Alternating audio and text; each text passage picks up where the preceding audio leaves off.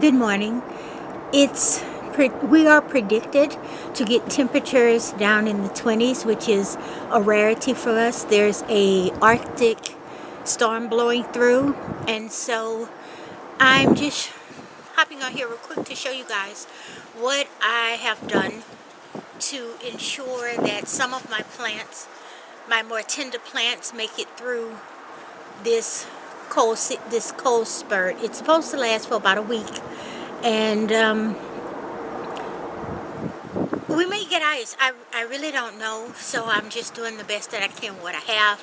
What between the drought we just had and this cold snap, I definitely know this year I will be improving a lot of my infrastructure because I was not prepared for the drought, and I am not prepared fully as much as I would like to be for this cold snap. So I'm going to turn you guys around and just show you a little bit of my preparation, and then I'll come back after this episode passes and we'll see what survived and maybe how I can improve on things. So here we go. This is on the porch, and all of these are my aloe veras. I have so many that I just put them under this sheet in the hopes of protecting them. Some of them are large and some of them are small. As we come out this way, I've gotten the plastic onto the little tunnel, and I have it filled to the brim with as many plants, potted plants, as I could squeeze in there. My tomatoes are also in there, and as I said in a video before, under normal conditions, we can grow cherry tomatoes during our winter season because we just don't get that cold. But I'm not sure if they're going to make it because this is not heated, and it's just a makeshift tunnel. It needs a lot of work on being more secure. Under here, I have all of my young brassicas, and I'm just going to have to, I'm just protecting what I think will get me through, just in case the other things die, basically. It's a little sad because I'm realizing that I need better infrastructure. Here are my fava beans. Under here, I also don't know how long I can keep this stuff covered, but all of this is a learning curve. So on this side, we come around this way. You can see here, this was a tomato plant that last night we got into the low 30s, and it's gone. It's gone. I have a tomato plant that's in with these fava beans, but as you can see, this small patch, I think that's just one plant, it made it through okay. So that gives me hope that the ones that are covered will be able to make it through the ice.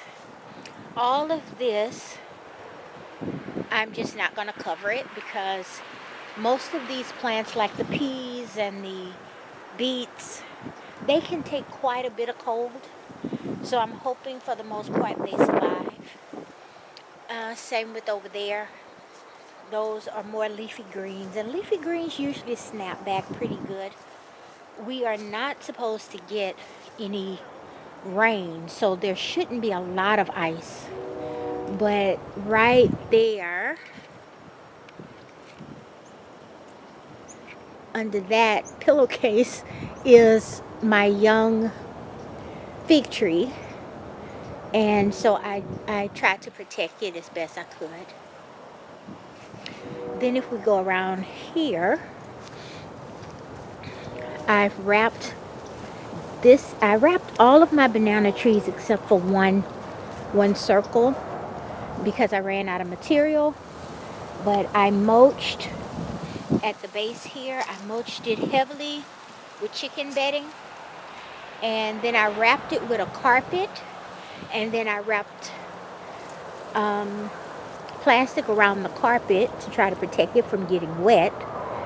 And then I hugged it all as tightly as I could with this wire so it doesn't slip down. And let's see if I can climb up here on the top. I put plastic across here to try to protect water from going down inside of it. It's gonna lose those leaves anyway, and I thought about cutting the leaves off and wrapping the stump, but I decided against that, just cutting it about there and then putting plastic over that. But I decided against that. So, and then I just walked around, and these are my beds, my transplant beds. All of these, something came through the yard last night. It may have been a dog and stepped all over it, but these are my seedlings, and over here are more seedlings. So I protect those because if they survive, I'll have transplants to go forward with. And back around here, this is a small patch of sorrel, and this is my largest artichoke plant that I'm trying to protect. I know that they are perennial, but it's only 1 year old, and so I just wanted to protect it. And then under here is another brassica bed that the plants are very young, so I covered it with sheets. And that banana circle, it's just going to have to fend for itself. If it dies all the way back, which it probably will, hopefully the others will survive. Back over here, under that sheet, that's a young banana circle also. And so I'm protecting it so that hopefully its root will survive. And when spring comes, it'll have the opportunity to grow. My intent is to have 5 banana circles, and so that's what I'm trying to achieve. But I'm not going to stay out here long because it is extremely cold and it's windy. But I wanted to just take a walk around the yard and show you guys how I am trying to prepare for this cold snap. This is the oldest banana circle, and so I protected it because I think if any of them have the strength to survive, it'll be this one, since this circle is about 4 years old. So we'll see. And then along down there, I'm not going to walk all the way down there, but you guys get the point. I'm just trying to protect the things that are most vulnerable. And what I've learned is I need way more infrastructure in place, whether it's cold or hot. So hopefully you guys will keep tuning in and watch me grow and put in the infrastructure that I need. And so thanks for watching, and I'll come back with an update of what the garden looks like after this freeze. Welcome back to the garden. The temperatures have risen, and so today we're in the 40s. I've uncovered a lot of the plants, and I'm just taking inventory of what was damaged and trying to move forward. We are promised to get one more cold snap where we will go down in the 20s. So I'm just showing you where we are in the garden now and giving you a walkthrough as to how I'm going to move forward. So let's take a look. As you can see here, I covered the fava beans And so they are not standing up as tall as they were, and we have a few leaves that obviously leaned up against the covering, and so they got a little burnt. But for the most part, the leaves are still in pretty good shape. And I think when the sun comes out, it will cause the plants to stand and get height again. So I do think they will rebound. But if we look over here, these two plants I did not cover. And so there's clearly more damage, although the plant is not gone.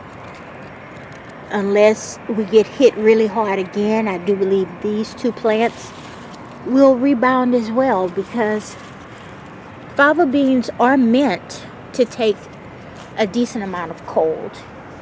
And the problem is the ice more so than the cold temperatures.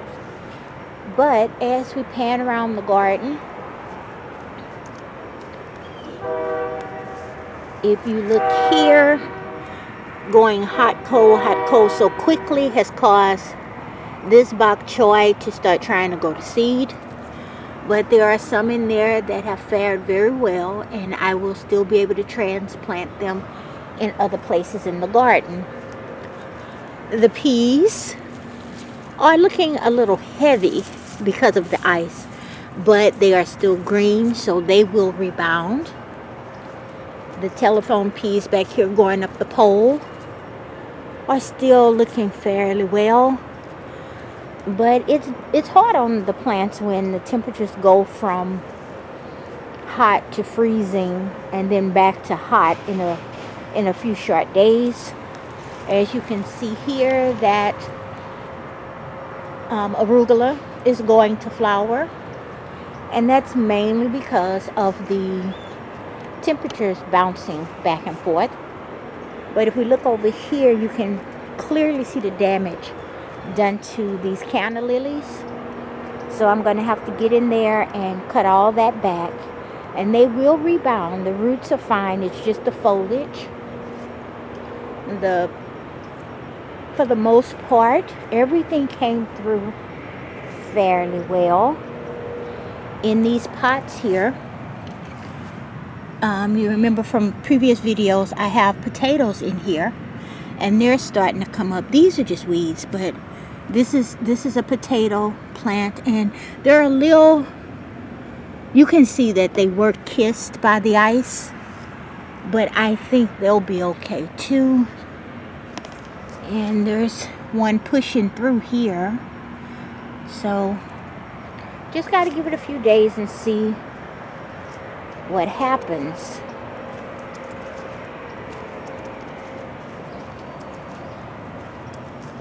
If we look here in the greenhouse, the banana plants, I should have covered them doubly, but I should have draped something over them, because this is just plastic over this. This is not temperature controlled in any way. But I have a few lettuce here on this tray, and they're looking pretty good. All of the cactuses are looking pretty good. The kale is just awesome. All of the kale that I had that was exposed to the cold, you can't even tell it was touched.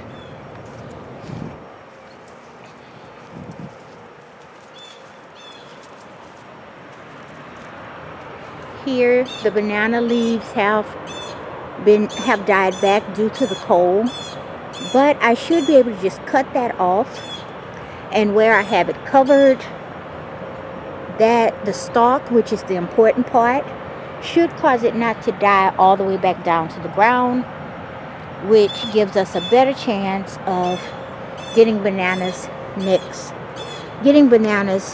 season.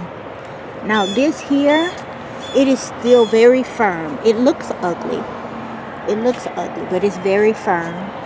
So like I said, if we don't get hit with another extreme cold, these ought to be okay. When I walk around the back, I'm going to show you the difference between this circle, and the ones that I was not able to cover. But here's another view inside of my little tunnel, and as you can see, as you can see, that kale is just awesome. But the few tomato plants that I had in here, it was just too cold. So I need to rework all of this and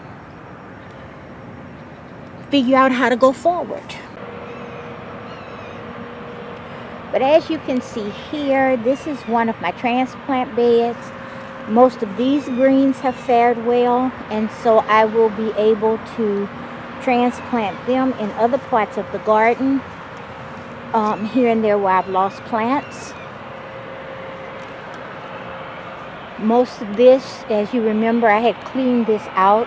I'm not through, but since the temperatures have warmed up, I'm going to get in here and start cleaning this and getting rid of the remnants of the old plants. And you see here, this was my Jerusalem artichoke bed. All under here is the tubers, and so I need to dig those out. Some of them have risen to the top, and they're a little soft, some of them.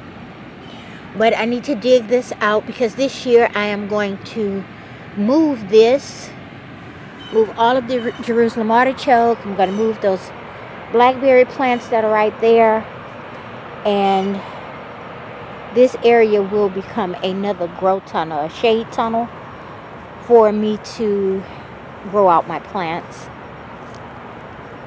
Under this thing, I haven't uncovered this one because we're supposed to get some more cold, but that's one of my artichokes. That's one of my artichoke plants, and I'm just trying to give it a shot. Hopefully the root won't die. That's really what I'm trying to protect. I'm not trying to protect the foliage at all, but if you look at this kale plant was not covered. It was full of ice, and so it is just beautiful. So that tells me I need to grow more of this type of kale, which is the dinosaur kale.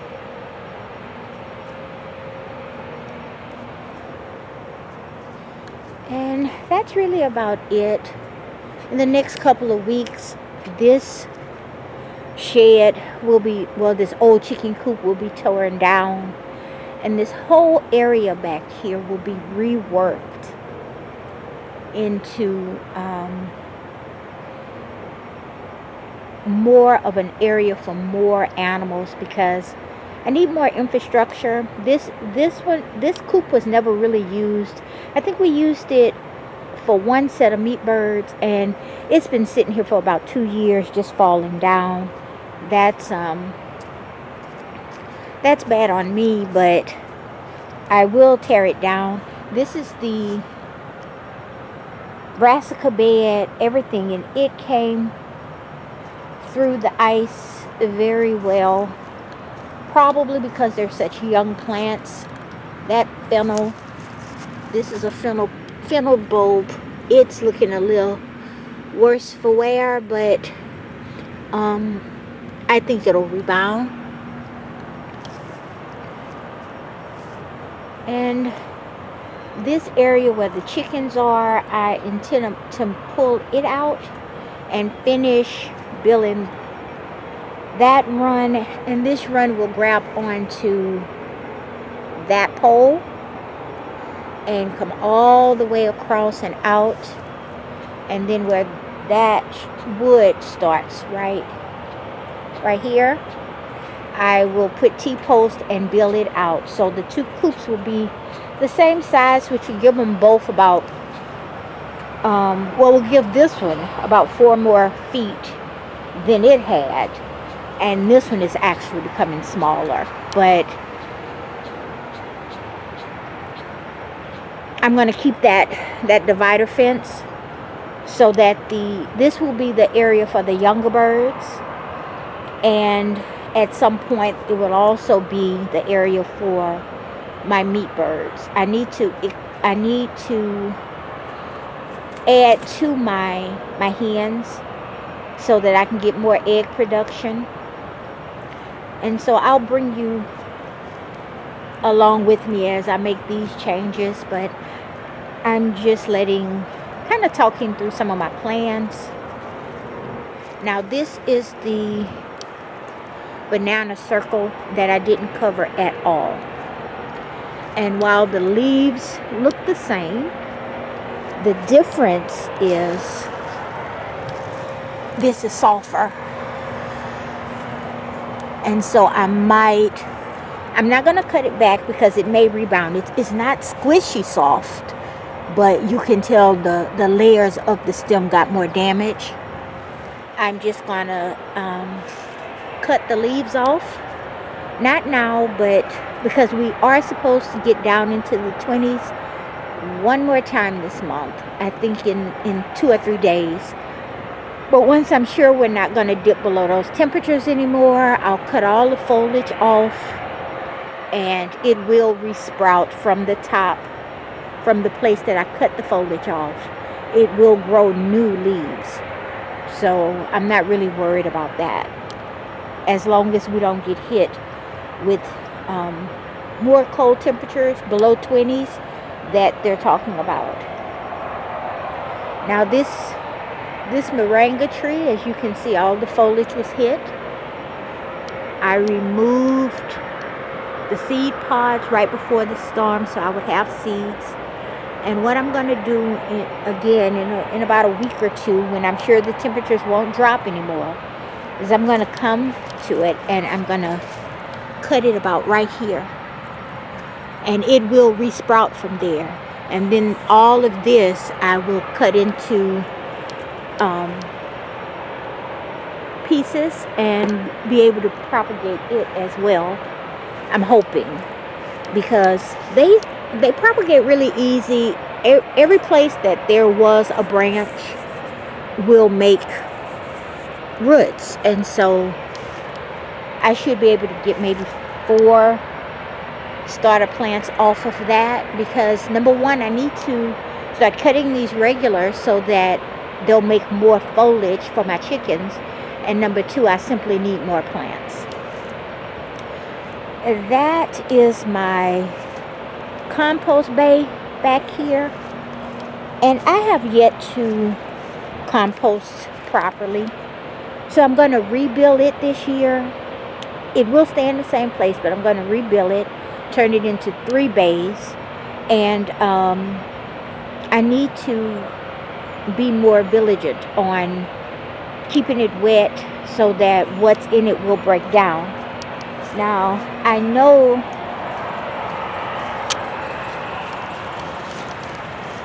this bay here was full all the way to the top.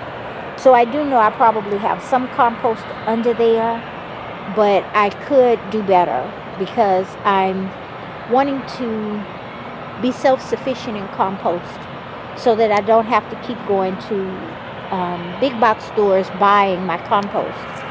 And so that's one of my plans for this year too. Right now this area is a total mess.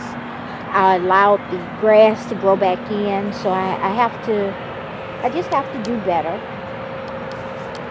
And this is the back side of the little chicken coop that I will tear down, and I'll take you guys along with me when I do this too, because I think right now that I'm either going to turn this into an area for the ducks, or it'll be an extra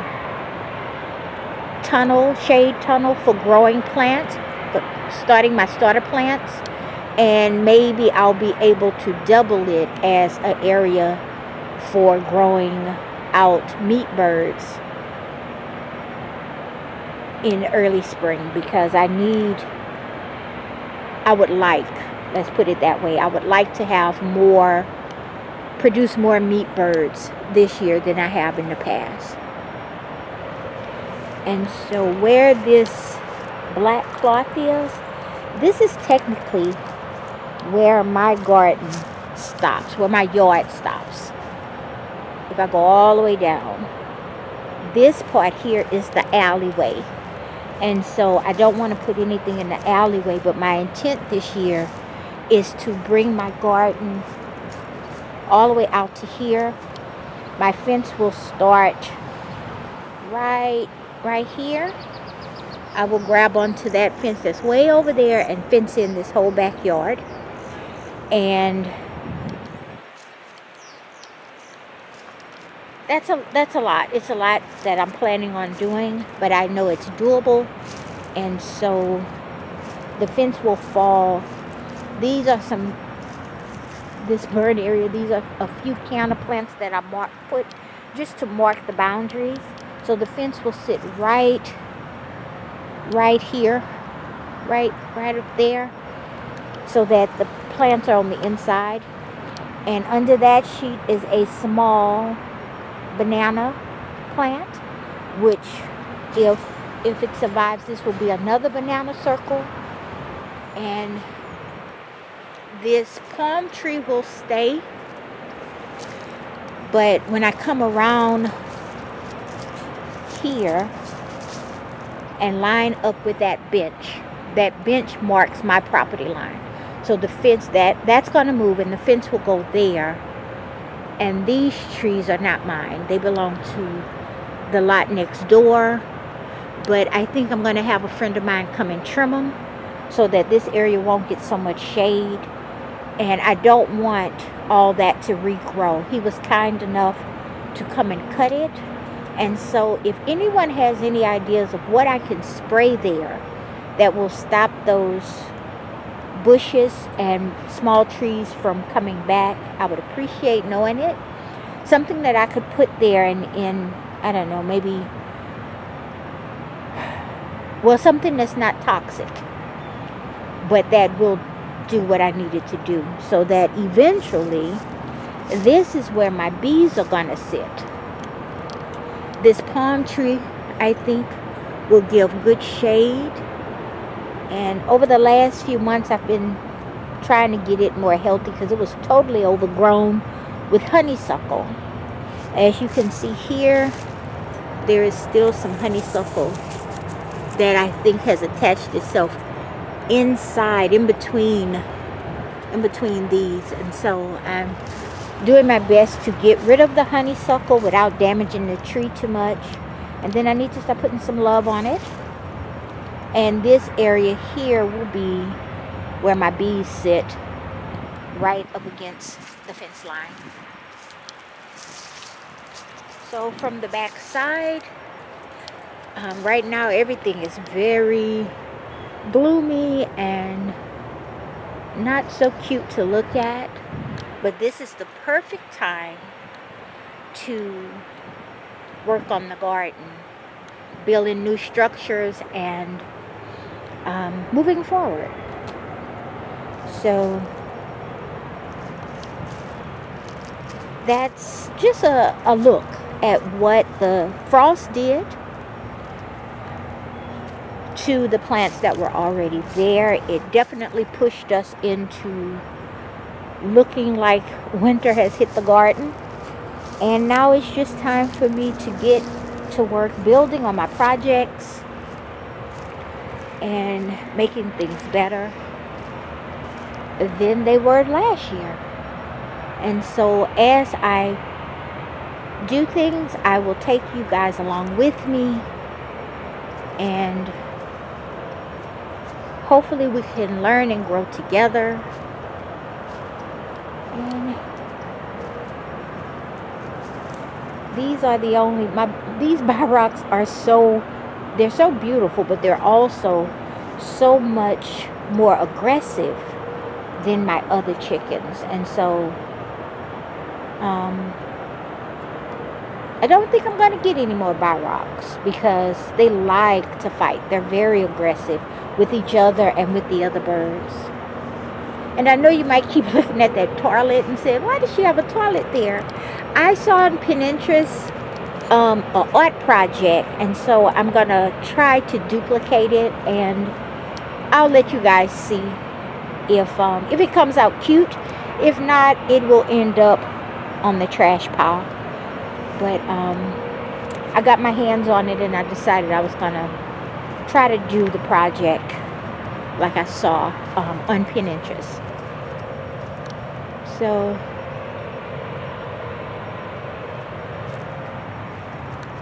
that's it for now.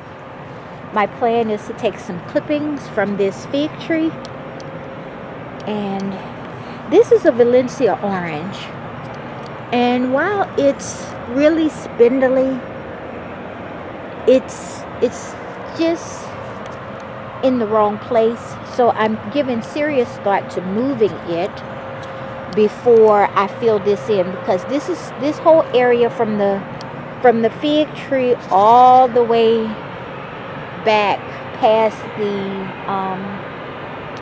bench, not quite at the, I won't go as far as the palm tree, but my plan is to make this a fruit cage.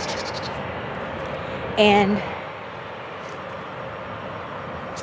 so it will have figs, and the biggest part of this area here will be strawberries. And then at a point, probably about here, I will start putting in raspberries and things like that. But right now, I think that orange tree is going to be in the way. I just hate moving it because it's already been moved once, and it's just not happy. It's just not rebounding the way I want it to. So I have to give some thought to that. But I know if I can get it healthy, it's just too big to be in this area now that I have decided to put a fruit cage. So thank you for watching and listening to my ramblings. Again, please subscribe to my channel, like my videos, and become a part of my growing community. I would appreciate feedback from you guys that are more knowledgeable about things. And until we meet again, have a great day, and thanks for visiting my garden. Bye-bye.